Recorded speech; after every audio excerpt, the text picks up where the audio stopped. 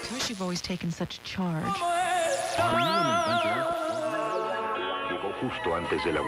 You are listening to The Border Chronicle. Otto Santa Anna, a linguist, once analyzed more than 6,000 of Donald Trump's tweets and his political speeches for a Supreme Court case to defend the Deferred Action for Childhood Arrivals program, also known as the DREAM Act. He's also parsed the speeches of former Arizona Senator Russell Pierce, who sponsored Senate Bill 1070 as evidence for a constitutional and civil rights lawsuit against Pierce's anti-Latino Show Me Your Papers legislation. An expert in critical discourse analysis, Santa Anna is a professor emeritus at the University of California in Los Angeles, where he spent decades analyzing political speech and media representations of Latinos and immigrants. He's the author of Brown Tide Rising, as well as numerous other books and academic articles. In today's podcast, Santa Anna talks about why metaphor and narrative are so crucial to help us navigate the world. He also discusses America's history of anti-immigrant and racist political speech. Santa Anna also has good advice for journalists, elected officials, and anyone else who wants to present a more equitable, inclusive narrative about the border and immigrants. First off, I want to ask you about critical discourse analysis, what it is, and why did you become interested in it? Well, I'm a linguist studying how people actually talk. I always knew that I was always predisposed to be interested in language, but the ideas that language carries and structures the way we think about the world is something which we developed in the last 30 years. With theoreticians such as Foucault. The basic idea is that since we as humans construct our own languages, we build them from scratch. And critical discourse analysis is the idea that we can look at the language practice of different topics and see how our world is structured. So immigration, for one, is a very contentious issue, and there are clearly different ways of conceptualizing the same demographics of people crossing borders. And it's part of a theory that has been bolstered over 30 years now, has a lot of cognitive science understandings that we actually think in terms of that. We automatically, unthinkingly conceptualize using the metaphors that we use in daily life. So journalists have a tremendous responsibility and to recognize the power of these metaphors and the narratives that follow from them. And you've taught critical discourse analysis for many, many years at UCLA, correct? Yeah, 20 years, I guess. And actually 25 years. Last time we spoke, I called you up and I was asking you about how we hear a lot of narratives used about the border and immigration where they refer to migrants as an invasion, criminal aliens, and I'm hoping you can talk about that and sort of the impact that kind of language has on our culture, our society. Sure. It all began when I moved to Los Angeles 30 years ago, and we were right in the middle of Prop 187 in California, the anti-immigrant referendum. I had also gotten married just then, and so I had the LA Times piling up. I never read it for the first month or so, and then I looked at it systematically, looking at Prop 187 issues, and I saw over and over and over metaphors that were used to characterize immigrants. The LA Times at the time was directly opposed to the referendum, which was anti-immigrant, and yet they were using metaphors that were systematically denigrating immigrants. And so I started counting those metaphors, and I put together an article which became a book on how the news media at that time was the newspapers represented immigrants in a very, very disparaging way. The largest metaphor of the time in 1994 was immigrants as animals. They herded us together. The lure is jobs. You have agents only catching a third of their quarry. Now the agents must quit the chase. Metaphor after metaphor after metaphor, characterizing immigrants as animals. Animals that could be eaten, animals like sometimes very specific animals like rats. So you have to ferret out the illegal immigrants was the term, or very often pack animals. And so this scenario became clear to me that immigrants were characterized as less than citizens. In fact, they were less than human. We studied this across the country, and that scenario was very, very strong. There were other kinds of metaphors that we looked at the time, that we found at the time. And the major one was that immigration was dangerous waters. Fears of tsunamis, of uncontrollable floods, of dams being burst. And so those two major metaphors characterize a narrative that was clearly anti-immigrant and that the LA Times was entirely unaware of. This did not begin in 1994.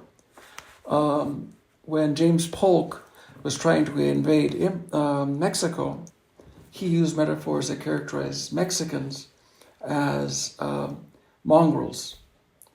And even the people who were contesting him, like James Calhoun, use the very same kind of language. In the last 30 years, we've heard almost all negative discourse on immigrants, with the exception of possibly a small group of DACA recipients. And this notion of the invasion that goes way back, as well as a phrase that is used in political rhetoric. Yeah, for example, in 1848, well over 100 years ago, John Calhoun said, quote, "We never dreamt of incorporating into our union anybody but the Caucasian race, the white free race. Ours, sir, is the government of the white race. The greatest misfortune of Spanish America," and he's talking about Mexico and all of Latin America, "is that they placed colored races on par with the white race." This language was used well into the 20s, the 1920s. And so there's these metaphors that were used. Another one that's very, very grim is immigrants as disease. So they were considered to be streams of impurity, would be the immigrants that were coming in. The United States is a brand new, clean country, James Davis wrote, whereas the foreign lands where people are coming from are filthy and dirty with great plagues of typhus and cholera, leprosy and tuberculosis, among other diseases. When xenophobes are fearful of immigrants, they use this terminology to be very, very negative. And it conjures in our mind naturally a fear. Who wants to be contaged with typhus? Who wants to be have your country washed away by in a filthy stream of water? These metaphors have very powerful consequences. Yeah, I mean that's super interesting. And the last time we spoke, I think you said you were disappointed. You had hoped that the Democrats by now and the Biden administration would have come up with sort of a new narrative or something more positive, a more positive message around immigration and the border.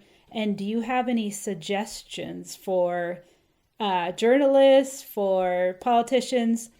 Yeah, in the last chapter of my book, Round Tide Rising, I wrote all about this because I was so despairing about it that I sort of ended up being depressed. And my wife kicked me in the butt and said, "Ask your students. They know all the answers. They do." And so I said, well, okay, anyone who's going to get an A, if they can come up with ways that we can test these metaphors.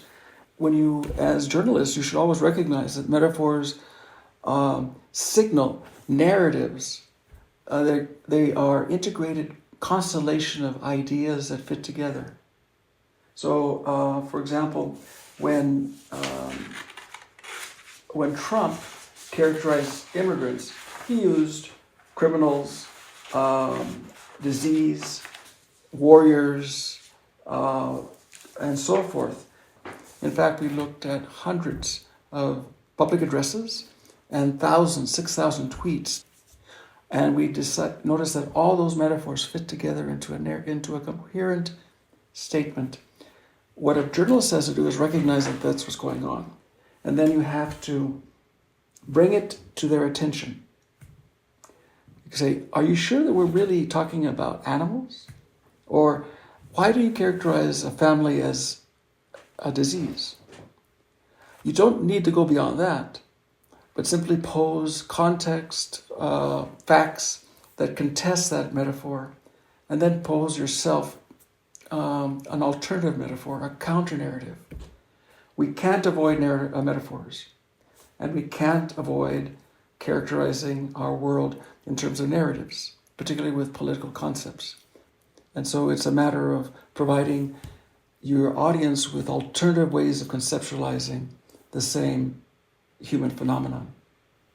And what were some of the suggestions that your students made in terms of these sort of alternate constellation of ideas or metaphors that could counter this really negative rhetoric? Well, families. Immigrants are families. Immigrants are particularly with all the children and women who are making their way across the border. We think of them as human families like our own. Secondly, we think about immigration as being something affirming, positive. In the Southwest, in the greater Southwest, we live in a desert. Immigration becomes beneficial waters, that they serve and provide human resources to build our country. Throughout our history, we use, America is a nation of immigrants, and that it is a source of energy and exciting ideas and creative talent. And we speak of it that way. But we also talk about it as in a moral circumstance. Right now we're in the middle of watching Poland take in well over 2 million immigrants within 20 days? And 3 million people have left Ukraine, mostly the infirmed, women with their children, families and so forth, escaping war. That's the same circumstances that led Haitians and Central Americans to migrate to the United States. And it needs to be made clear that the circumstances in Latin America, Central America, warrant that same sort of moral consideration. And as a linguist, how would you grade the Biden administration on its rhetoric or narrative around immigration and the border so far? I'm disappointed, very, very disappointed. They continue to use same... well, it's a political calculus, but it is not the expectation that I had as to imagine that we would talk about immigrants as families, unaccompanied minors as children, to speak about work very hard to amplify the social resources to care for the families that are moving forward. And I should say, you're so familiar with Trump's rhetoric because you and your students were asked to analyze all of his speeches and his tweets for a Supreme Court case, correct? Yes, it came to that. What impact did that have on you and the students going through so much of, racist and negative rhetoric that you had to analyze? Yeah, it was very grim. It was very grim. In 2017, I was teaching a class on discourse analysis. And in the first week, Robert Chang, who is a civil rights attorney, had heard about the work I had done prior in Arizona with Senator Pierce and his anti-immigrant discourse. And he asked me to write a report on Trump's language. 30 of my students in a class of 70 worked over the next 12 weeks to catalog the metaphors that were used by Trump in his public discourses and also in 6,000 tweets, I think I mentioned. It was exciting for the students, many of whom were new DACA families and friends, but also that may be DACA themselves, and they clearly were very, very eager to do this. It was very painful work because Trump's language has always been very negative, very ugly. He is comfortable with being disparaging. When he talked about immigrants as scum and as vile criminals, the students were appalled, and some of them just really couldn't do it. In the end, they asked me to write a book about this, and I just didn't want to have to deal with it again because the language is so disparaging. And the upshot of this is that the work that the students did became first a footnote in a report that became then a document which was a certified document in the appellate court evaluation of the DACA defense. Since the DACA defense went to the Supreme Court, it became part of the materials that were read by the justices. We knew very well that the public discourse is a challenging and a novel way of looking at how we consider the Equal Protection Clause. The goal was to say Trump's language was so disparaging that he was using racist language, that he was not providing a circumstance for the equal, so that he was being racist, discriminatory, and hence that was the basis for him stopping DACA. DACA was saved not on those grounds, but we provided another angle of attack, and I was very excited to see that Sotomayor, Justice Sotomayor, referred not to our work particularly, but to the language that Trump used as evidence. Right, and I think when we spoke, you said it had a pretty, like a physical impact on some of the students and yourself. Did some of the students find that they were just unable to go through all of those tweets and that very, negative rhetoric? The language was equivalent to listening to your family and your community being sworn at just by a stone racist, the most powerful man in the country. People became physically ill, emotionally exhausted by listening to this tirade, ongoing, daily. Like I said, it was 600 speeches that we listened to. We analyzed 11 of them entirely, and we had to read all those tweets. We listened to them with the video of his in his rallies, where people were wholeheartedly condoning, cheering him on when he was the most vile. Once a week, we'd bring the whole gang together, 30 people, and work through this analysis. At the end of that, people were disgusted, people had tears in their eyes because they were hearing this stuff over and over. And I would turn up the music, call the pizza for the pizzas. They would, and we tried to shake ourselves out of that ugliness.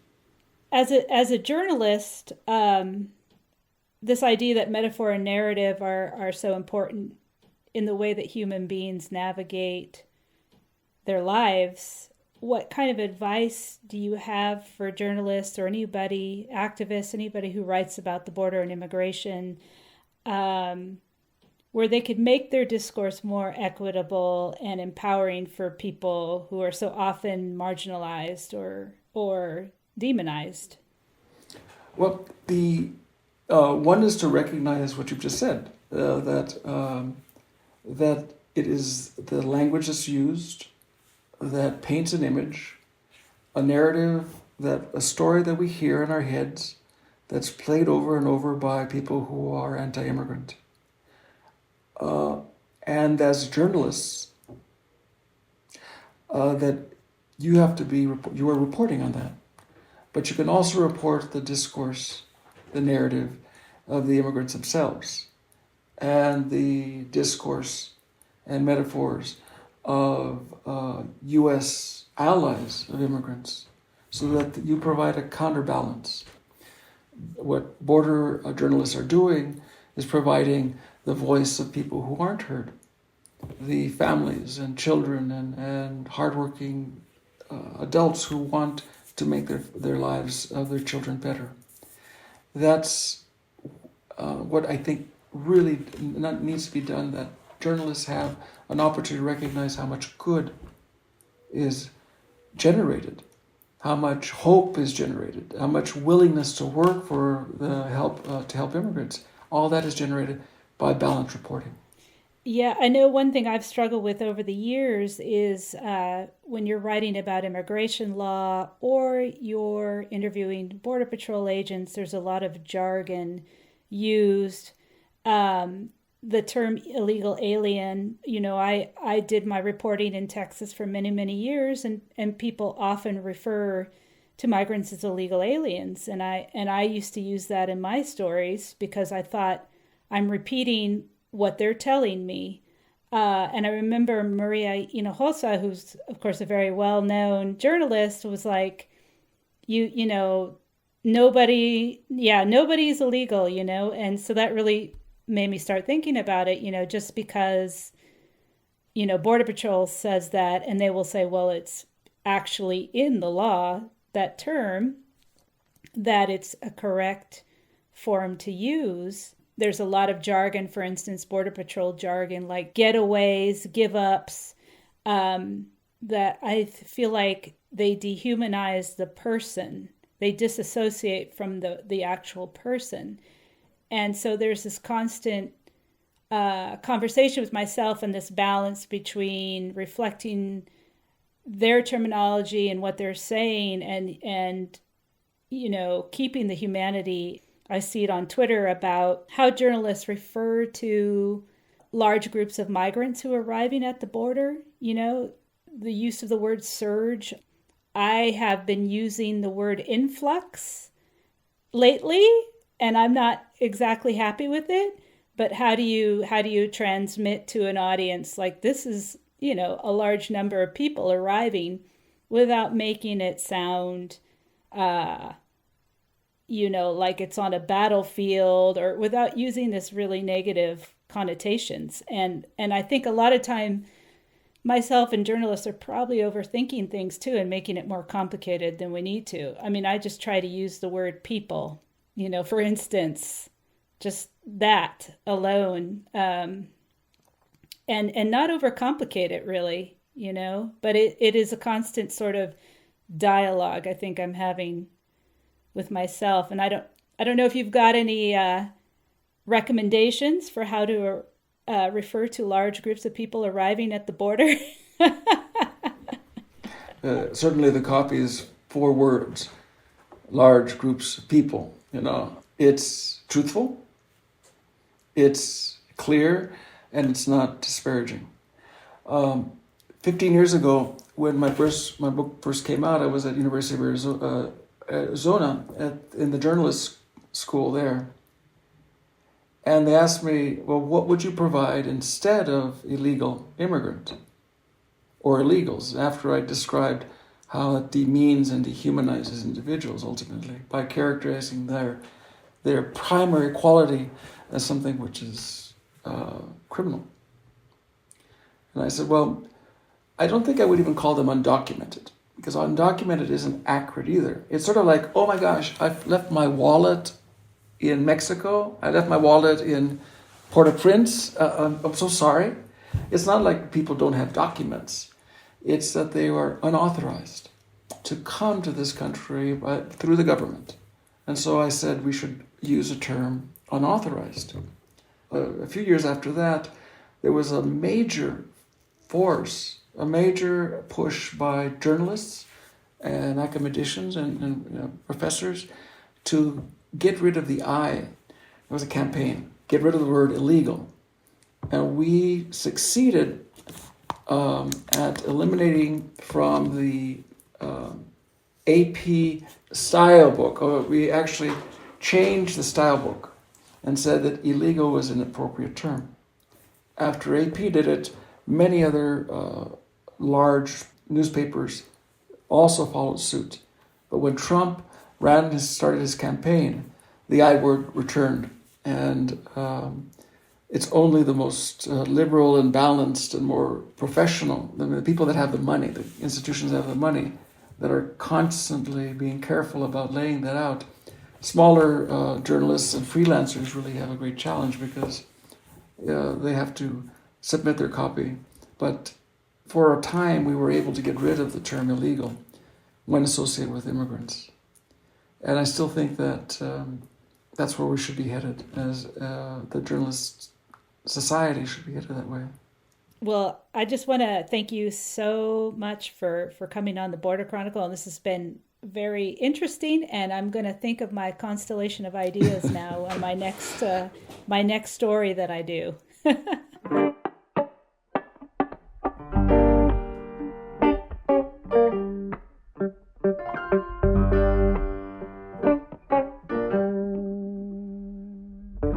The Border Chronicle is reported by Todd Miller and Melissa Del Bosque, based in Tucson, Arizona. This interview was edited by me, Lily Clark. If you like what you're hearing, please consider rating us on your favorite podcast platform. It'll help other people find the show. You can read and listen to more local border reporting on our website, theborderchronicle.com.